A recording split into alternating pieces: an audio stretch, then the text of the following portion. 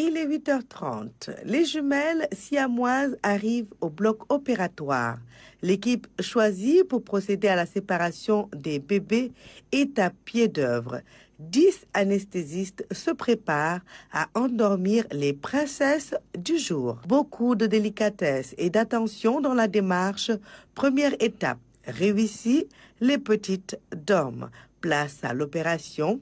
C'est parti, ces jumelles siamoises seront dans quelques instants séparées. Oui, si vous voyez bien, vous voyez que on est un peu soulagé quand même. L'intervention s'est très bien déroulée. On a pu séparer les deux sœurs siamoises. Elles étaient unies par un organe principal, c'est-à-dire le foie, et ensuite par le sternum, qui est l'os médian au niveau du thorax. Donc, a priori, l'intervention devrait se dérouler sans problème. Et quand on est intervenu aussi, on s'est rendu compte que c'est effectivement ce que les radios avaient découvert, qui existait, et que ces deux siamoises étaient unies par le foie et par le sternum. L'intervention s'est donc bien déroulée.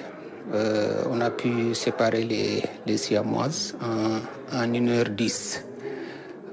Sans compter bien sûr le temps de l'anesthésie qui était de 1h30, ce qui fait que l'intervention en elle-même a duré 3 heures de temps. C'est un énorme succès. Elles sont désormais séparées après une intervention chirurgicale d'1h30 effectuée par une équipe composée de 30 spécialistes, tous des Sénégalais. Une fierté. On était à peu près 6 chirurgiens et nous sommes tous des Sénégalais qui ont été formés ici jusqu'à ce qu'on fasse notre carrière universitaire et tout. Donc nous sommes tous Sénégalais. L'anesthésiste aussi également est Sénégalais avec toute son équipe. Donc c'est une fierté d'appartenir à ce groupe. Et donc ça démontre un peu le niveau d'expertise de la chirurgie pédiatrique, en tout cas au Sénégal, mais également sur le volet anesthésique.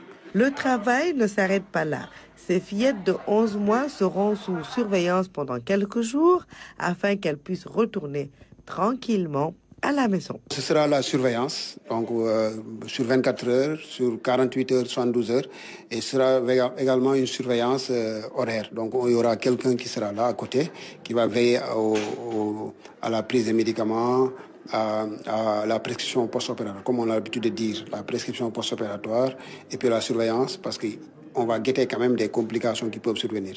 Une matinée pleine d'émotions, de joie et de fierté pour ce corps médical qui a réussi sa mission. Après des mois de concertation, de discussion et de partage, ils récoltent ensemble les fruits du dur labeur. Les fillettes sont enfin libérées. Elles pourront ainsi, par la grâce de Dieu, avoir un avenir meilleur. Avec chacune son espace de vie. En attendant, pour que le réveil ne soit pas trop brutal, laissons-les récupérer ensemble côte à côte sur le même lit. Les deux